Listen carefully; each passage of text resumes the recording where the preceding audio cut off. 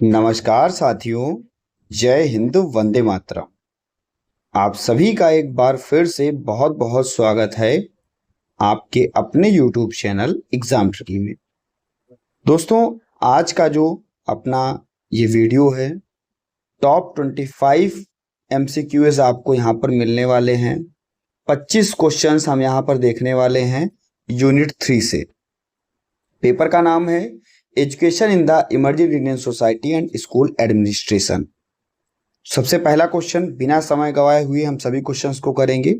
आपको वीडियो अच्छी लगी लाइक कर देना, शेयर कर देना, सब्सक्राइब कर लेना, जो आपकी इच्छा हो कमेंट करके बता देना, आपकी इच्छा पे डिपेंड करता है। पहला क्वेश्चन बिना समय गवाए हुए, विद्यालय प्रशासन का मुख्य उद्देश्य क्या है?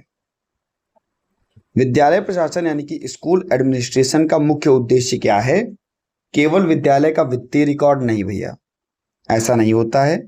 ठीक है, केवल आप कहोगे वित्तीय रिकॉर्ड रखेगा, नहीं, ऐसा नहीं। शिक्षण अधिगम प्रक्रिया को प्रभावी बनाना और छात्रों का सर्वांगीण विकास करना। शिक्षकों पर कड़ा नियंत्रण, ये भी नहीं, ये भी नहीं। बी ऑप्शन आपका सही हो जाएगा। प्रश्न नंबर 2 आपकी स्क्रीन पर है।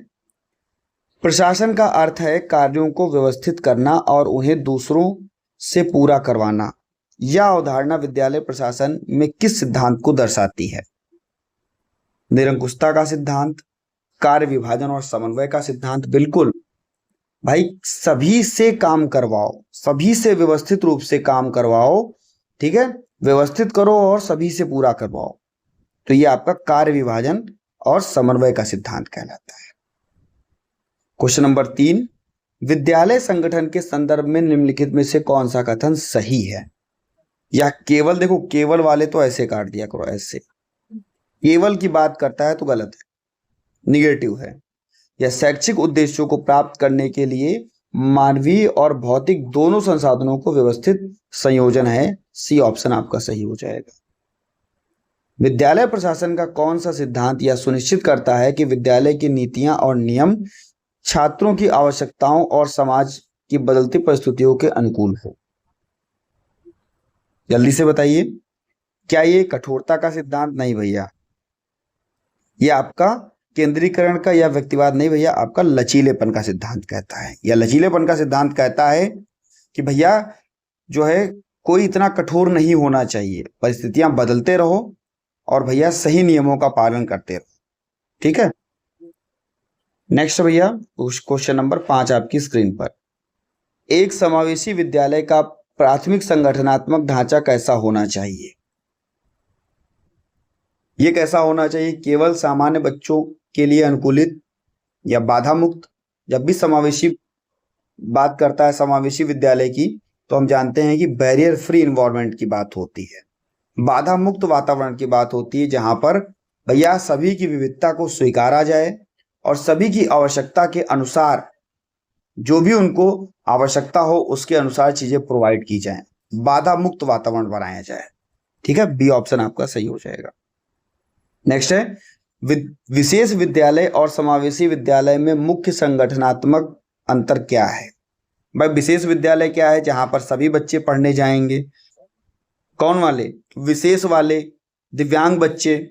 लेकिन समावेशी विद्यालय का क्या है? जहां पर सभी प्रकार के बच्चे, चाहे वो दिव्यांग हो चाहे वो विशेष हो, एक ही छत के नीचे जाकर के पढ़ेंगे। तो यहाँ पर आप देख सकते हैं विशेष विद्यालय विशिष्ट दिव्यांग बच्चों वाले बच्चों के लिए पृथक रूप से आयोजित किया जाता है, जबकि समावेशी विद्यालय सभी बच्चों के लिए होता है। ठीक है, समावेशी शिक्षा के संगठन में रैंप और हैंड्रेल का निर्माण विद्यालय के किस संसाधन के अनुकूल दर्शाता है? 7, मानवीय संसाधन, वित्तीय संसाधन, भौतिक या पाठ्यक्रम।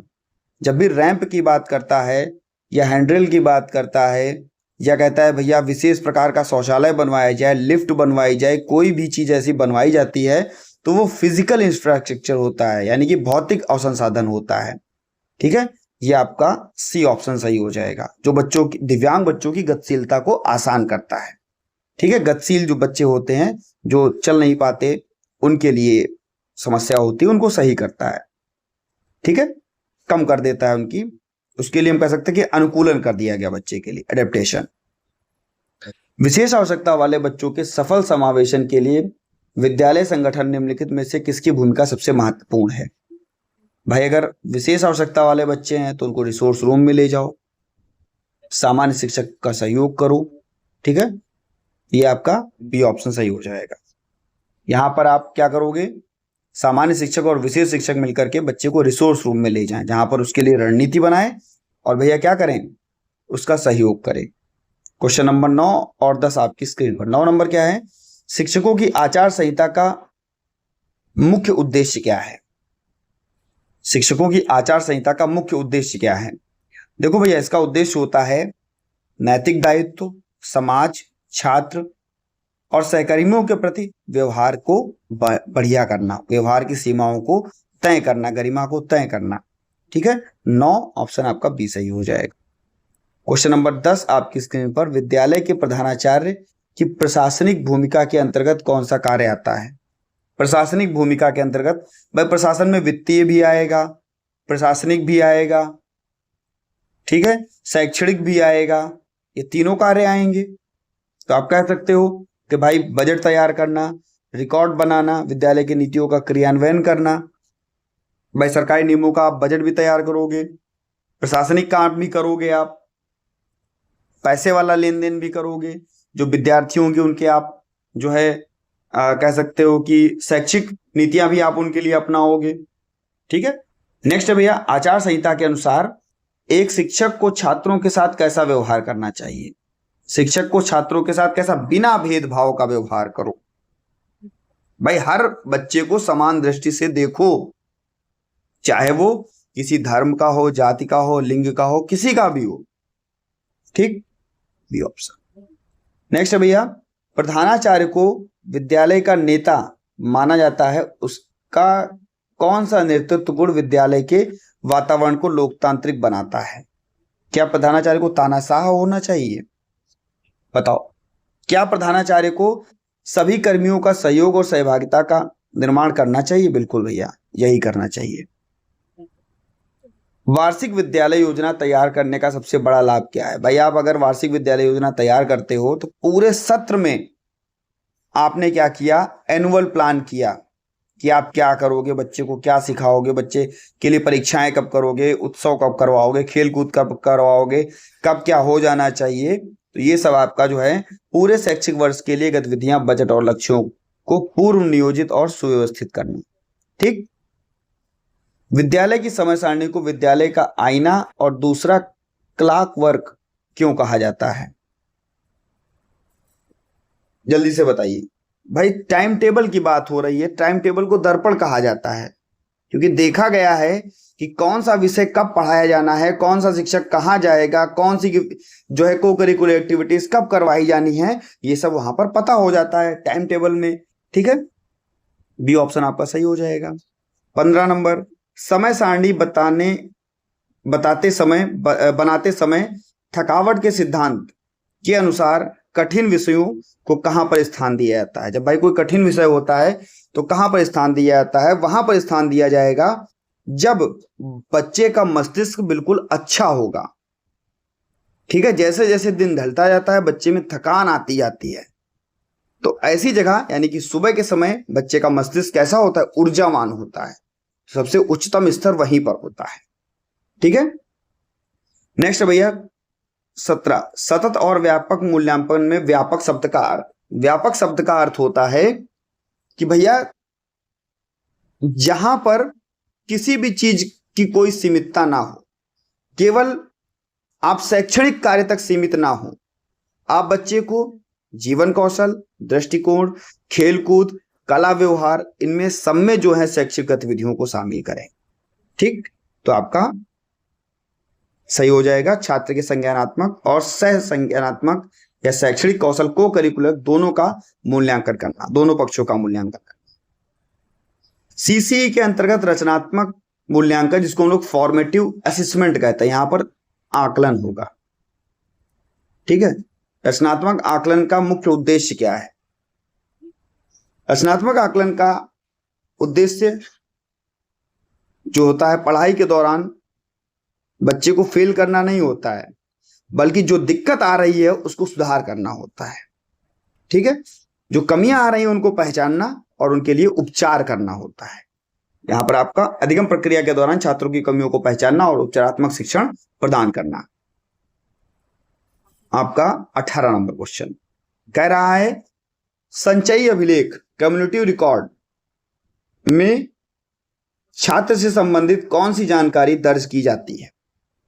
कम्युनिटी रिकॉर्ड में क्या होता है, इसमें प्राथमिक कक्षा से लेकर के वर्तमान कक्षा तक बच्चे का स्वास्थ्य, शैक्षणिक ग्राफ, रुचियां, व्यवहार, ये सब साल प्रति साल यानी कि ईयर बाय ईयर क्रमिक रूप से इनका रिकॉर्ड रखा जाता है।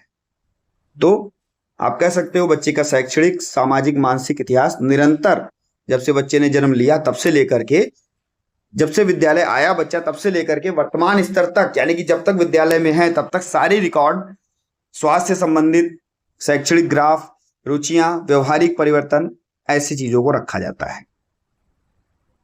प्रगति रिपोर्ट का प्राथमिक उपयोग किसके लिए किया जाता है। प्रगति रिपोर्ट का प्राथमिक उपयोग किसके लिए किया जाता है।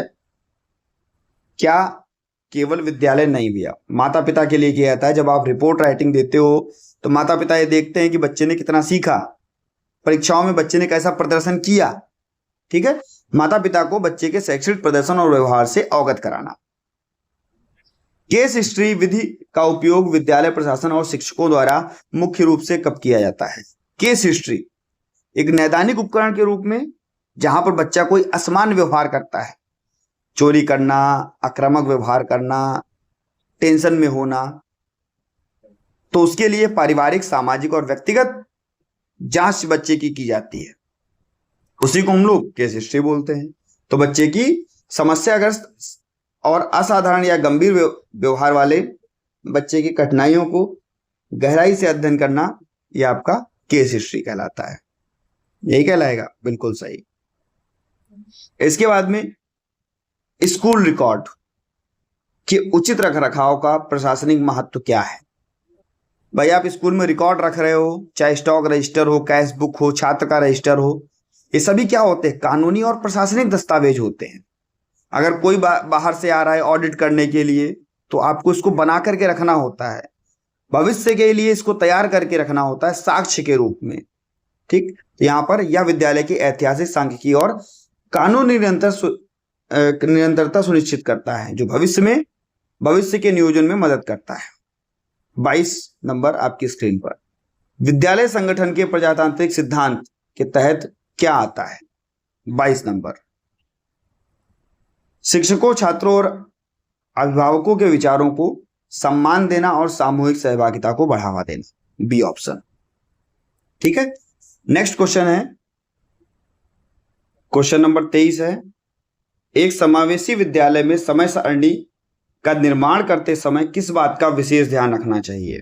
भाई समावेशी विद्यालय, समय सारणी का आपको निर्माण करना है तो जाहिर सी बात है आपको ये याद रखना होगा कि फ्लेक्सिबल बनाया जाए।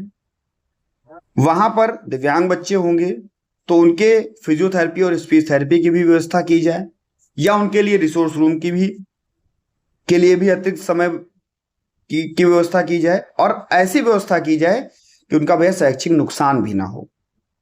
ठीक है, तो यहां पर आप देख सकते हैं। ठीक है, सभी जगह पर उनको समायोजन दिया जाए। क्वेश्चन नंबर 24, बी ऑप्शन यहां पर था। क्वेश्चन नंबर 24, शिक्षक डायरी किस प्रकार का विद्यालय अभिलेख और इसका क्या महत्व है।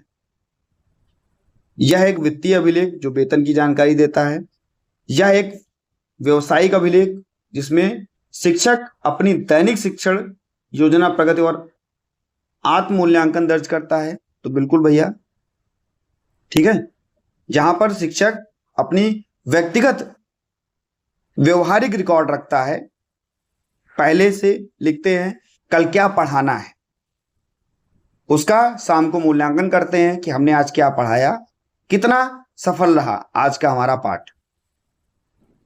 ठीक है, क्वेश्चन नंबर 25, विद्यालय प्रशासन में अभिभावक शिक्षक संघ की बैठक का आयोजन किस उपविषय की सार्थकता को सिद्ध करता है। भाई पेरेंट्स टीचर मीटिंग होती है तो क्या बताती है, वो ये कहती है कि विद्यालय प्रशासन और परिवार मिलकर के बच्चे को शिक्षा तक कहां तक पहुंचा दिए हैं।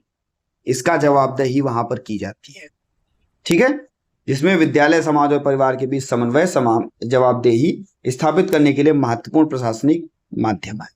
ठीक है, बी ऑप्शन आपका सही हो जाएगा। कैसा लगा आपको वीडियो जरूर बताइएगा। 15 मिनट में 25 क्वेश्चंस मैंने आपको कराए और सारे के सारे क्वेश्चंस आपके लिए इंपॉर्टेंट थे। मिलता हूं भैया नेक्स्ट वीडियो में। धन्यवाद।